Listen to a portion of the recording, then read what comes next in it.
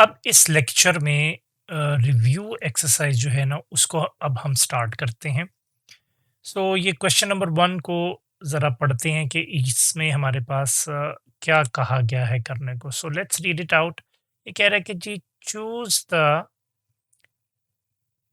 Correct option and fill in the blanks. तो हमने सही ऑप्शन को चूज़ करना है और उसके बाद हमने फिल इन द ब्लैंक्स करनी है। ओके, सो यहाँ पर जो पार्ट 1 है उसमें क्या लिखा हुआ है कि इन वर्ड्स 46 इज रिटन एज। तो 46 को हम किस तरह से वर्ड्स में लिखते हैं, तो हमारे पास क्या ऑप्शंस अवेलेबल हैं। यहाँ पर ये देखो, ये क्या लिखा हुआ है 36 और ये क्या लिखा हुआ है 46। ठीक है, तो ये ऑप्शन बी है। ठीक है, तो अब हम यहाँ पर बताएंगे कि हमारा करेक्ट आंसर क्या है। It is option B. ठीक हो गया, सो ये हमारा ऑप्शन था इसमें।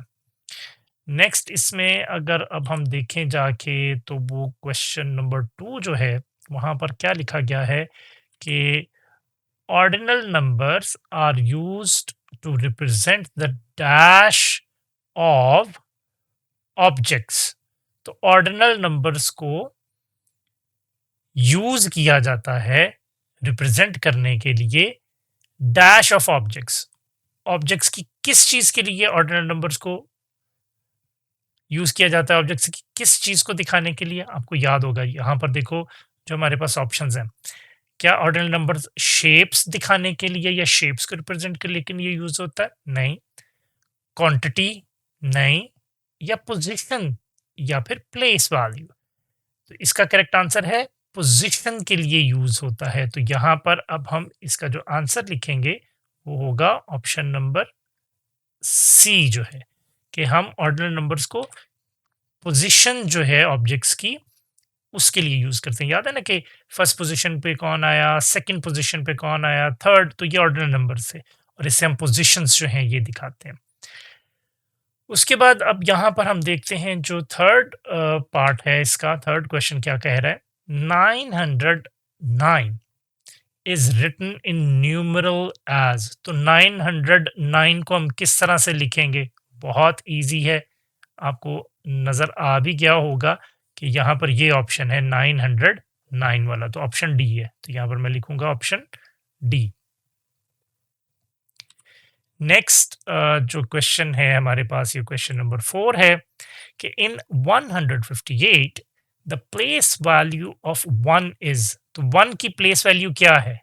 बहुत इजी, ऑप्शंस में देखो, 1 है, 10 है, 100 है या फिर 1000 है। तो नंबर क्या है?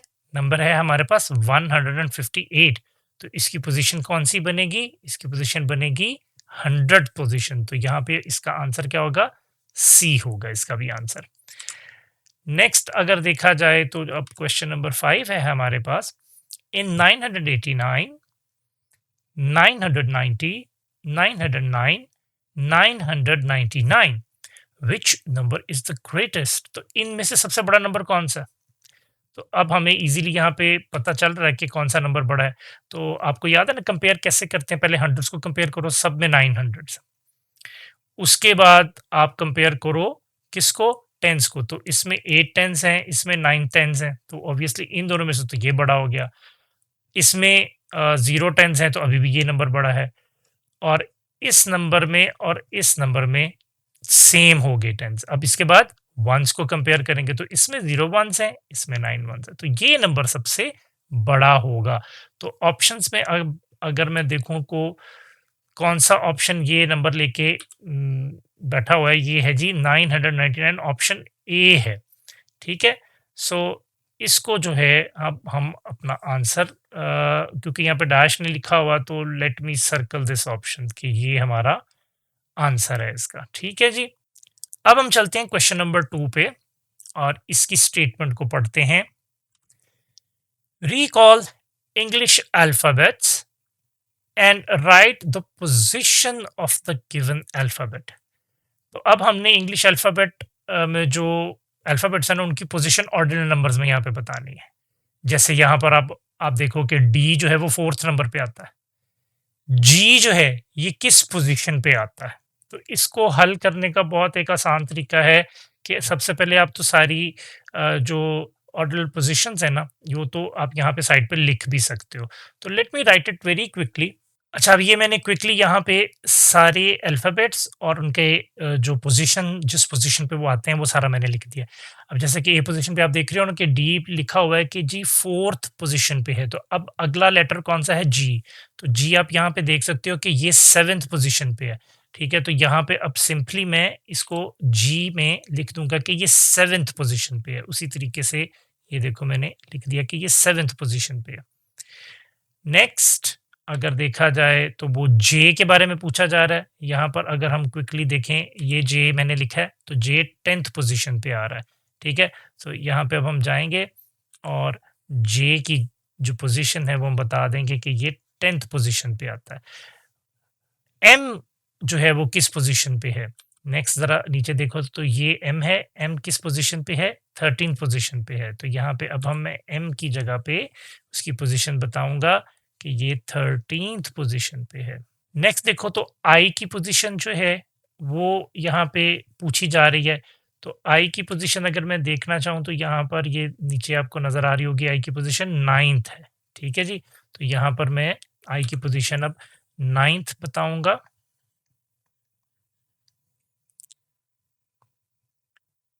नेक्स्ट देखा जाए तो हमारे पास अब है टी। टी की पोजीशन कौन सी होती है? तो टी की पोजीशन को क्विकली अगर उसी जगह पे देखें तो ये देखो आपको नज़र आ जाएगा टी जो है वो 20th पोजीशन पे है। सो मैं क्विकली जाऊंगा और टी की जगह उसकी पोजीशन लिख देता हूँ 20th। नेक्स्ट है क्यू। तो क्यू की पोजीशन भी आप इसी तरीके से जाके चेक कर सकते हो क्विकली। तो ये देखो यहाँ पे टेबल में क्यू की पोजीशन आपको नज़र आ रही है, 17th पोजीशन है। तो यहाँ पे मैं जाऊंगा और क्यू की पोजीशन अब यहाँ पर लिख दूंगा 17th। ऑर्डिनल नंबर्स में हमने ये टीएच ज़रूर लिखना है, ठीक है? उसके बाद के की पोजीशन हमने बतानी है। तो के की पोजीशन अगर आप देखो तो के की पोजीशन आपको यहाँ पे नज़र आ रही है 11। तो इसको हम यहाँ पे लिखेंगे कि 11th पोजीशन है के की। उसके बाद एस की पोजीशन हमने बतानी है। तो एस की पोजीशन अगर हम यहाँ पर देखें तो ये 19 पोजीशन पे मुझे नज़र आ रहा है। तो मैं एस की जगह उसकी पोजीशन मेंशन करता हूँ 19th। फिर लास्ट में मेरे पास एन जो है उसकी पोजीशन पूछी जा रही है जो कि यहाँ पे मेंशन्ड है 14th पोजीशन है। तो यहाँ पर मैं एन की पोजीशन बता दूंगा which is 14th।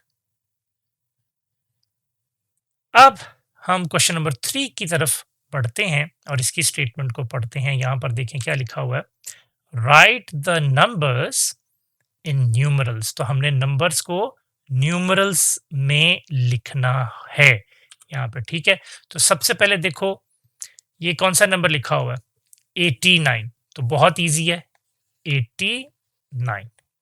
Next number है 313। तो ये लिखो 313। 506, 500 और 6। नेक्स्ट इसके बाद जो नंबर है वो कौन सा है, यहाँ पर देखते हैं हम। नेक्स्ट नंबर है हमारे पास 786। हंड्रेड में 7 और उसके बाद 86। ये देखो 86। नेक्स्ट है 800। तो ये लिखा 859। सो 59। Next is 900। तो ये 900 लिखा 76। तो ये 76, 976 लिख दिया। अब हम क्वेश्चन नंबर जो 4 है इसकी तरफ बढ़ते हैं।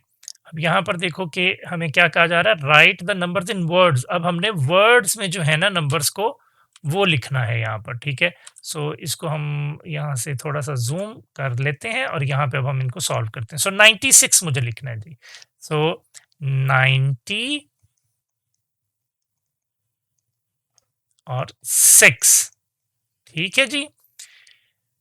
और उसके बाद अगर मैं लिखना चाहूँ 269। सो यहाँ पे हम लिखेंगे 269। ये हम उसी पैटर्न से लिखेंगे जिस पैटर्न से हमने ये ऊपर देखा है। ये आप देख रहे हो ना, इसी पैटर्न से मैं लिख रहा हूँ। ठीक हो गया?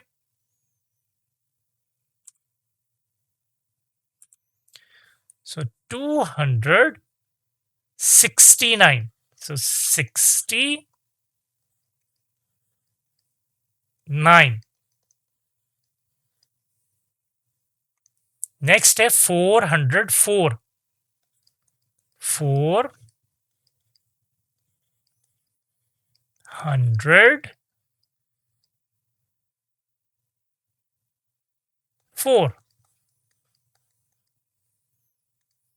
Next is 890. So 890.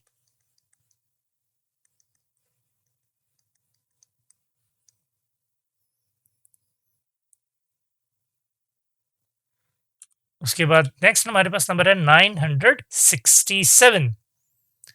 So 967.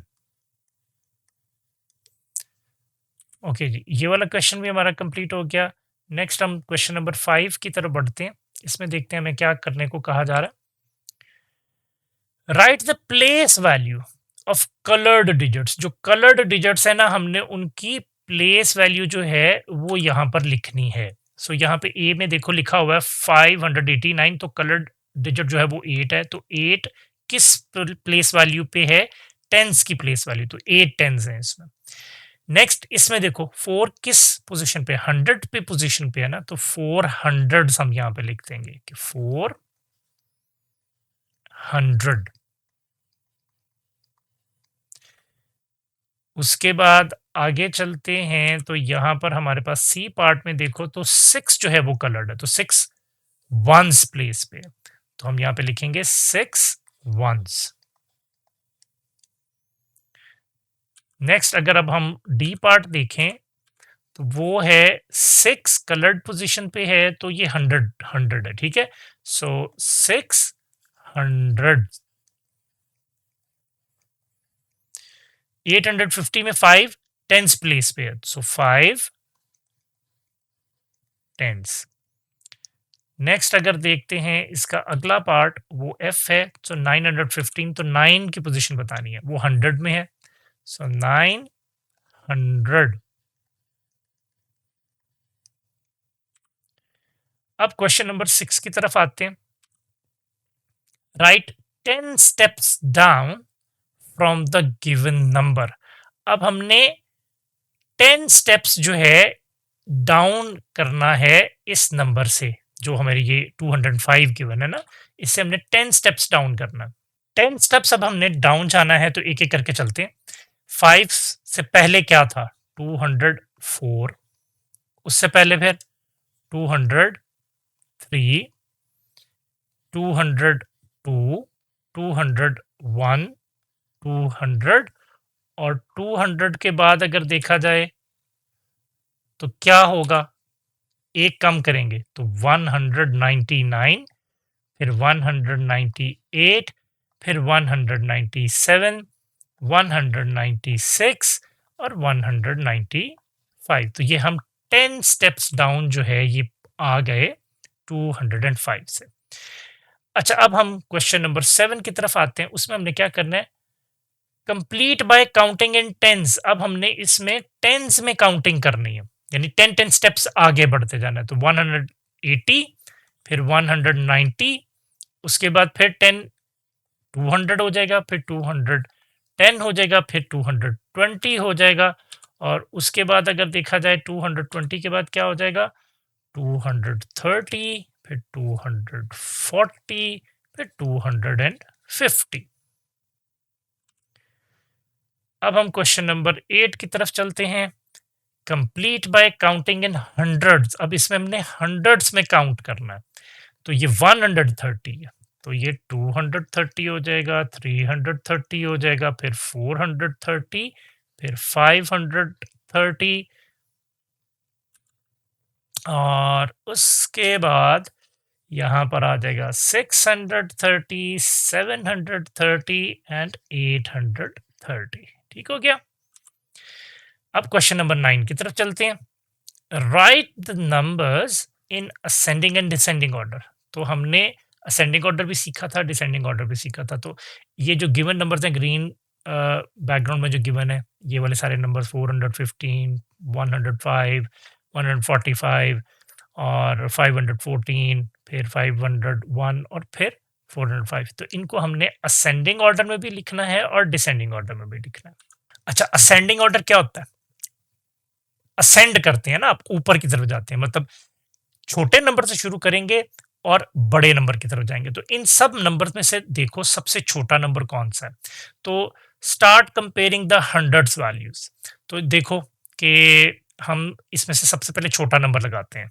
छोटा नंबर इनमें से ये देखो, ये 400s हैं और ये 100s है, तो 100 वाला छोटा है। इसके बाद ये भी 100 है। ठीक हो गया। तो और कोई 100 वाला है, आगे भी देख लेते हैं। ये 500 है, ठीक है। उसके बाद ये अगला भी 500 है और अगला भी 400। तो इसका मतलब है कि यही दो नंबर्स में से कोई एक नंबर सबसे छोटा होगा। तो हंड्रेड्स के बाद अगला नंबर जो है उसको कंपेयर करेंगे टेंस वाले को। तो ये 0 है और ये 4 है, तो 0 वाला छोटा हुआ ना, तो इसका मतलब है 105 सबसे छोटा नंबर है।